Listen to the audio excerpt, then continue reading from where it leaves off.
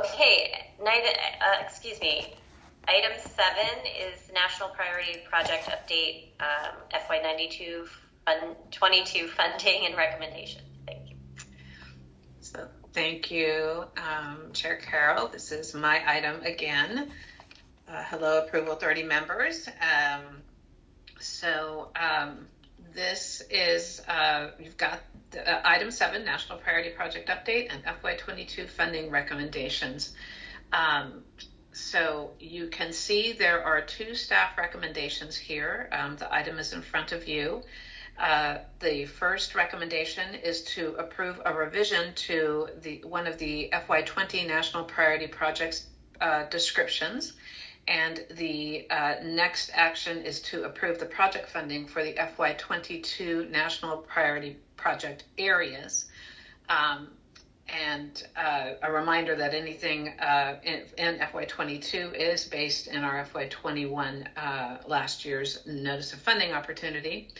And as always, we're looking to want to present the full item and have questions and actions at the end. So we have, there are several or a number of project descriptions in this particular item. I'm going to go over them very briefly. I know you have the item in front of you and I know you can read, so I won't just read them off. But we do have our project leads here and available to answer questions regarding project scope or project descriptions. So first, let's look at the first item, the FY20 National Priority Project. And pursuant to the FY2020 NOFO, you approved one project in the soft target crowded places investment. It needed to support enhancing election security. Back in actually March of 2020, you approved this project as an identity access management project. And what has occurred is due to COVID restrictions and delays in FEMA funding, we are not able to complete this project in the time frame, which is this year. So it's just going to take longer than expected and requires a rescoping of the project.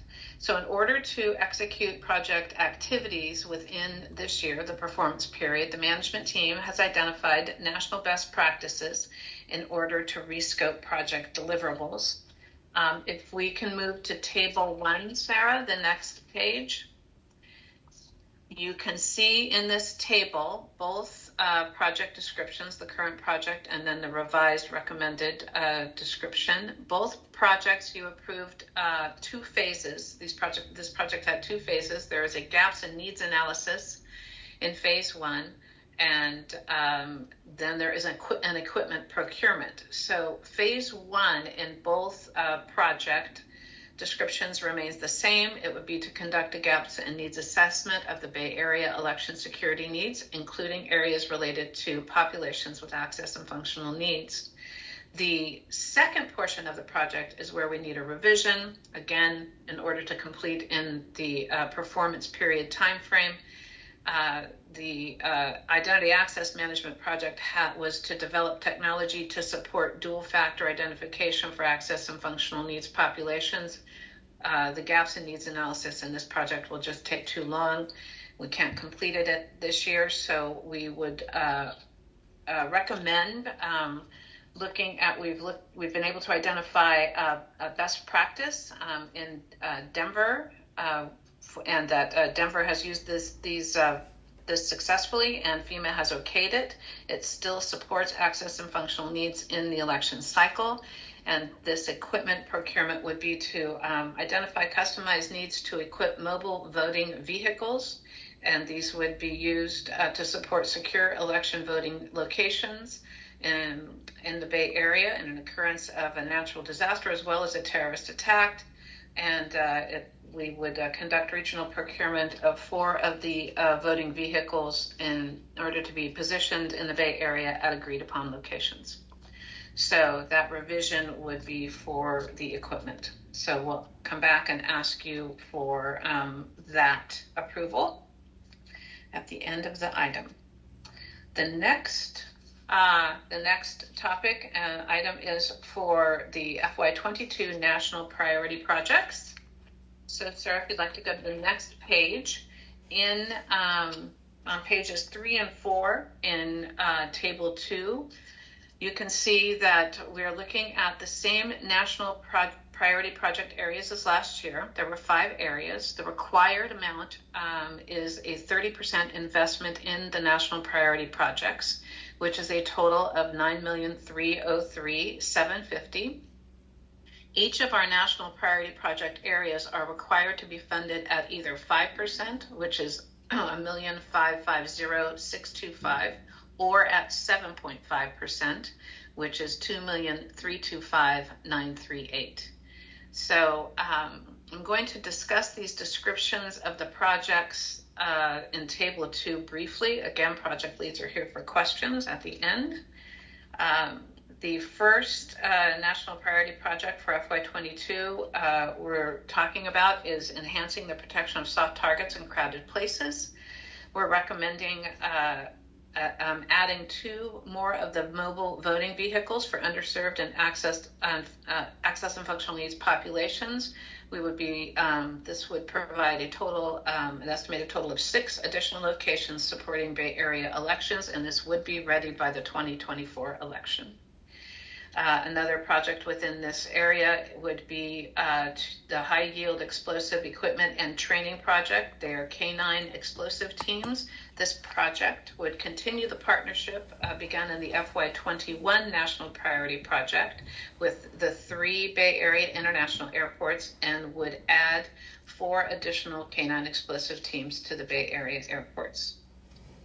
The next National Priority Project area is enhancing cybersecurity. That's required at a 7.5% allocation. Cybersecurity project is recommended at as a region-wide cybersecurity training and exercise series. This would vet our cyber incident response framework as well as our technology continuity of operations plan. The next item, if you want to move to the next page, Sarah, is enhancing information and intelligence sharing. This is required at a 5% investment, and as you will remember, you approved this in the last item as part of the Fusion Center organization. It absorbed this particular project. Next national priority project area is addressing emergent threats. That is a 5% required investment. And this project is a Chem Bio exercise, aligning with the Chem Bio equipment for a right of boom exercise in the calendar year of 2023. This will complement the left of boom exercise that will also be occurring as a result of our Securing the Cities program. So you'll have a full exercise there in 2023. And then lastly, the last national priority project area is combating domestic violent extremism. That has a 7.5% required allocation or investment. And there are 5 projects here. All are supporting domestic violent extremism training and awareness programs. They are designed with and for working with schools, and they are aligned with the TVTP program efforts, the Targeted Violence and Terrorism Prevention projects and program. So if you go to the next page, Sarah, that concludes the project descriptions. I'd like to move into the actual funding recommendation, and then we can open it up for questions for the board or the approval authority. So Table 3, you can see where we have our national priority project listed here. What the total 30% amount that is required for our investment is $9,303,750. Remember, in the last item, we approved one of the 5% projects, the Intel and Information Sharing for the Fusion Center, and so that was already approved at $1,550,625. So the other 4 national priority projects, we are recommending an FY22 allocation of $7,753,125. So that's the recommended FY22 allocation for national priority projects. All other regional funded projects, I'll just go down the line from last year. The Bay Area the Bay Rex Regional Interoperable Communication Systems. You'll hear next approval authority an update on their operations, and they did not have an FY22 funding recommendation, so you'll hear more about that in March. The FY22 Bay Area Mass Notification Conference, you approved that funding as part of BayTEP in the last item. And then the Regional WebEOC Fusion Center project that was run out of Marin County for several years has ended, so there was no FY22 request. So in the end, we are asking for your approval for a full recommendation of the $7,753,125 for the remaining 4 national priority projects. That is the end of this item. Are there any questions? Yes, I do see a couple of hands up. First, Jerry Millay, and then Dana Reed. Go ahead, Jerry. Yeah, hi Janelle. I just had a couple of questions regarding the in Table 2, the third one down, the first one under enhancing cybersecurity. Is this going to be managed by the NICRIC? And is there any way to get a little bit more detail? Is this a training that is going to be offered to all of the hub areas, or is it specifically cybersecurity specialists throughout the Bay Area? It's a little bit vague, the description there on who the end user is going to be for this training. Thank you for the question, Gary. I would like to ask McYoung Kim Molina to respond to the question. She's the project lead for this particular project. Yes, hi everyone. This is McYoung Kim Molina. So this project is basically, it's a training of everything that's cyber related. So it's for all different disciplines. They're going to be for like people who work in IT. They will be for the executive level people in organizations.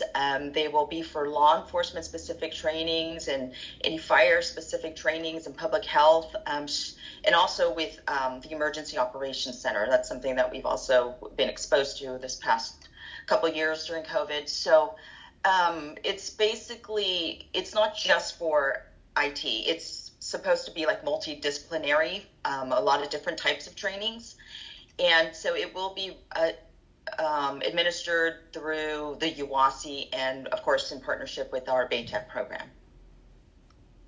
Okay, thank you. So that, do you know how many training sessions that is? Because that's $2 million is a lot of money. It seems like you'd have to do trainings, every couple of weeks to satisfy that amount of money. Yeah, it is. It's going to be a lot of trainings. I think at first glance, when I wrote everything down for all the different disciplines, it was close to about 40 different trainings that I had located. But this funding also is for exercise.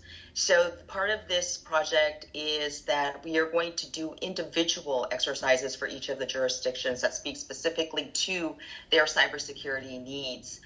So that's one element of it. And then there's also going to be like a regional exercise that we would do with all of the jurisdictions together on a bigger level.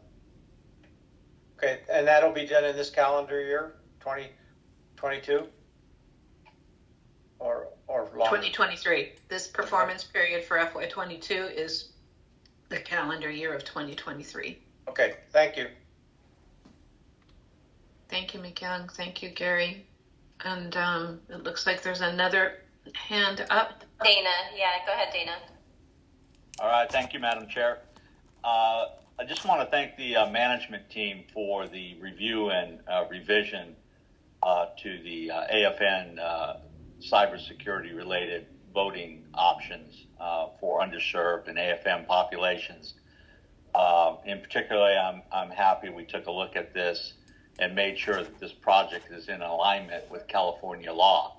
So I think in the beginning there may have been some concern that this was not in alignment with California voting law. So hats off to the management team for taking a look at that again and bringing that into alignment and recognizing that there do need, we do need options for hard to serve areas and AFN populations for voting when needed or as needed. So I just want to again thank the team for taking a look at that and revising that language so that there was no confusion and or speculation as to how it aligned with California law. Thank you. Thank you, Dana. Okay, any other questions? I don't see any. I think we can go to public comment on this item. Hi, Blair Beekman. Go ahead, Mr. Beekman. Thank you. I don't have a little hand raised thing, so I go slow here. Thank you. I guess thank you for this item and what's available on it. It was nice to hear Mick Young, Kim Molina speak on cybersecurity issues. She has a nice understanding of how cybersecurity issues can work. I'm trying to learn the public accessibility component to cybersecurity practices. It's important to understand. It shouldn't be so exclusive, and it's always important to continue the ways to involve public understanding of cybersecurity. I don't know the depth of that better, but it seems like an important rule of thumb that I think Mick Young can very much understand, and she works very well with. And so, good luck in your efforts for this for your cybersecurity issues. I think I noticed there was voting issues on this. And just to be clear once again, I mean, good luck how you can really, as UASI, practice the ideas of becoming a teacher and using the skills of being a teacher to, convey teaching project ideas to, say, SF Card and other community agencies as a way to work towards community harmony. And just a real togetherness of community, that we're all on the same page of what can just be our better selves and good practices. And a good luck in all of these sorts of efforts. Thank you. Thank you, Blair. Thank you. Let's go to voting on this item. Next slide. Madam Chair, there are some hands raised. Pardon me. We certainly do.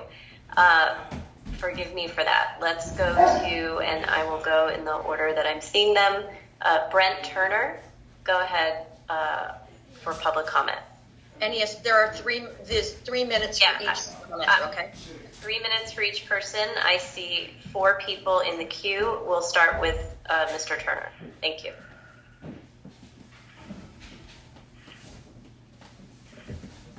Brent Turner, it's your turn. Go ahead for public comment. Can you hear me now? Yes. There's a lot of feedback that we can Nope. do.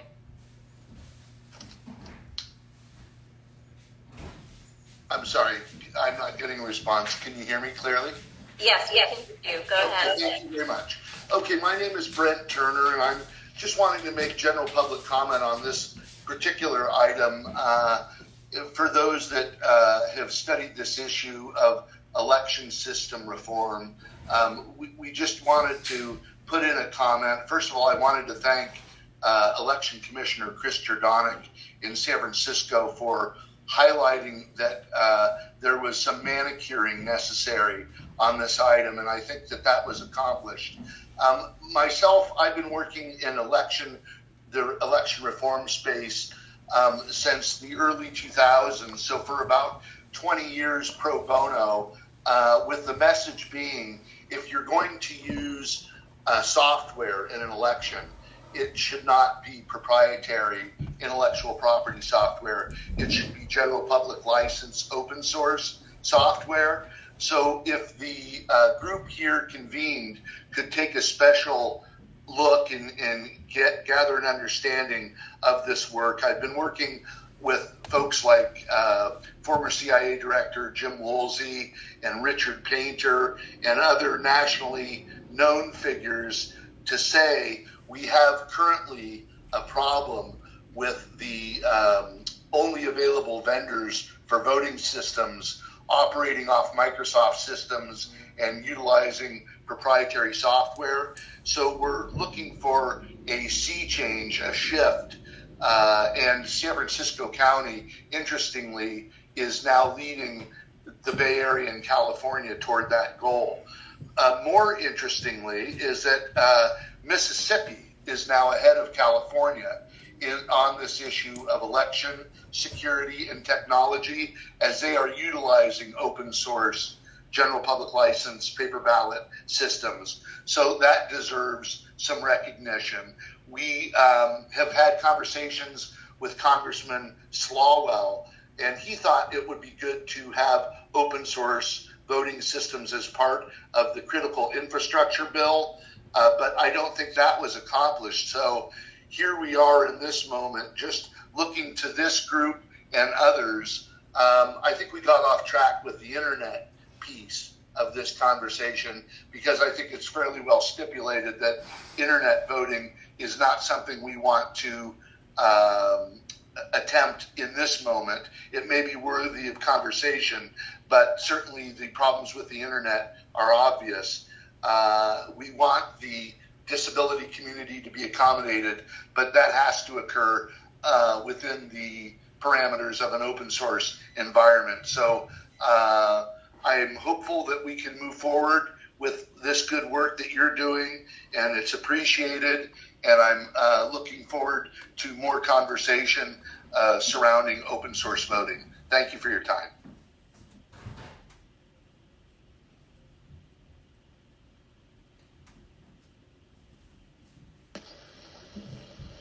Thank you. Do we have our next, the next person in the queue is Jim Roper, or Soper. Sorry if I'm saying your name wrong. Go ahead. Soper, can you hear me? Yes, we can hear you. Okay, good. My name is Jim Soper. I'm co-chair of the National Voting Rights Task Force, and mention has been made a little bit about this IV Internet Voting Project. Understand, please, because various people are trying to dance their way around this. The application talked about the transmission of ballots from voter to the elections department. That is internet voting. And internet voting, and it wasn't mentioned in the application, is illegal in California. Go see the Elections Code, section 19205. And it just bans internet voting. So why are people trying to introduce it here, get it a start, when it's just illegal and it's dangerous? In the application itself, the application exists, the application equated voter fraud, which is somebody voting who shouldn't be voting, and contains no violence, but they said voter fraud is terrorism. That's a quote. It's terrorism. Well, they were doing that because the mandate of the UASI is two things. One, terrorism, or two, national disasters. Three, there is no three. It's terrorism or national disasters. And what they were trying to address is something that has no terrorism in it. So this whole thing should not have gotten started in the first place. And I'll finish there. Thank you for your time. I appreciate everything that you're doing, protecting the public. But I think we need to pay a little more attention to some of these things that are being snuck in. And the public had to speak out. And so that development side of the cycle got canceled, not because of COVID, but because it was a bad idea. Thank you. Thank you. Next person in the queue is Susan. Go ahead. Can you? No, you are on mute. I heard you for 1 second. Try to go off mute again. Okay, you can hear me now, I hope? Yes, now I can hear you. Thank you very much. My name is Susan Greenhalgh. I am the Senior Advisor for Election Security at Free Speech for People, a national, nonpartisan, not-for-profit organization committed to enhancing and advancing democracy for all voters. I want to urge the changes to item 1 that people have been talking about that will move the $1 million funding to provide equipment of mobile voting vehicles instead of the previous project, which was listed as an identity and access management pilot solution. But I think there needs to be more context and understanding around it, as several speakers have already noted. The project actually would have implemented an internet voting system, which is not legal in the state of California. Our organization joined several other nonprofits to write a letter to the San Francisco San Francisco Board of Supervisors to alert them to the problems with this project. In not only that internet voting is not legal in California, but also that the Department of Homeland Security, CISA, or Cybersecurity Infrastructure Security Agency, issued a very strong risk assessment warning against the adoption of any internet voting. So it's sort of contrary to what CISA at DHS is actually recommending for UASI to be funding such a project, in addition to it not being legal in California. We would like to share that letter with you. It was also followed subsequently by a letter from the San Francisco Election Commission raising questions and asking the board to pause this project, which we are glad that they have redirected the funds to something much more appropriate and constructive. However, we think it's important that everybody understand that, and that it not just be postponed or delayed. And it seemed to be mentioned that this is the original project would be pursued at a later date, and that's not appropriate because it's not legal in California, and it's highly insecure and inadvisable based on recommendations from the Department of Homeland Security. Thank you very much for your time and for your work on this project. Thank you. We have one more person, David Jefferson, in the queue. Go ahead, Mr. Jefferson. Thank you. Am I unmuted now? You are. Go ahead. Okay. Thank you very much. Yes, I'm David Jefferson. I'm a computer scientist and have been studying and advising public officials on election security issues for about 25 years now, including several secretaries of state of California. And I have spoken to San Francisco officials on this particular issue before. So I'm glad to see, apparently, that the emphasis in this project has shifted from its original internet voting angle towards this mobile voting angle. I hope, as previous callers have said, that this postponement of discussion of the issue of how to serve disabled voters, postponement of discussion of it for a year, does not mean you will reconsider internet voting as a solution a year from now. I think, besides the fact that it's illegal in California, even if it weren't, it's a terrible idea, and there just should be no place for it in elections. What I do want to ask about, though, is that I would like to have further information about what these mobile voting vehicles will do. I assume that in the event of a disaster, they will, or maybe they're just intended to serve underserved populations, even not in the case of a disaster. But I'd like to know what equipment they have on them, and in particular, I'd like to know how votes are transmitted from those mobile vehicles back to the central counting location. I want to make sure that there isn't any temptation to, for example, transmit them by wireless or over cellular or over the internet in any way. I am concerned that this idea of internet voting is not yet dead in San Francisco, and it really should be dead. So I hope that there will be more information forthcoming about the mobile vehicles so that we can comment on the technology in those vehicles at the appropriate time. Thank you very much. Thank you, everyone, for public comment. Having seen no more hands, I think we can move on to roll call on this item. Again, can we go ahead? Yeah, Madam Chair, could we have a motion and a second, please? Yes. Motion to approve? Madam Chair, this is Dana Reed, Santa Clara County. Just very quickly, I thought, and I could be wrong, and I apologize. Janelle, I thought there were two separate actions with this. One, the board, the approval authority approving the change of project scope, and then a second motion approving the funding. Do I have that wrong? We were looking to ask for both of them together if you would like them to be, because the comments have been on both together, so the action could be presented on both. Okay, thanks for the clarification. So moved. Thank you. And do we have a second? Go ahead. Ray Reardon, second. Thank you, Ray. Let's do roll call.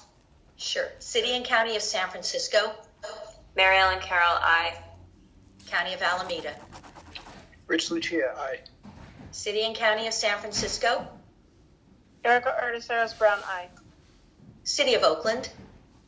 Jessica File, aye. City of San Jose. Ray Reardon, aye. County of Santa Clara. Dana Reed, aye. County of Contra Costa. Mike Caston, aye. County of Marin. Craig Scardina, aye. County of Monterey. Gary Malay, aye. County of San Mateo. Mark Robbins, aye. County of Sonoma. Chris Godley, aye. Madam Chair, there are 11 ayes. Thank you. Next item, please.